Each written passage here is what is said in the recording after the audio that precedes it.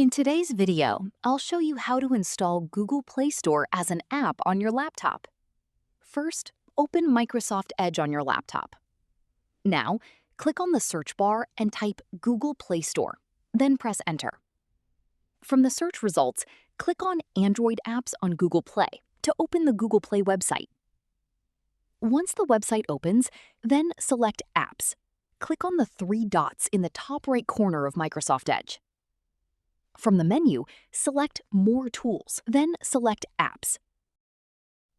Then click on Install this site as an app. A dialog box will appear.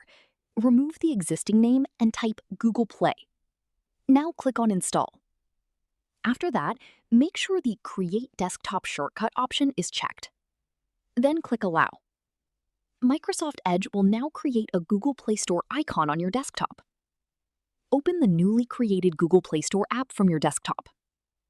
Before installing any app or game, make sure to sign in with your Google account. Once you're signed in, you can browse the Play Store and install or download any app or game you want.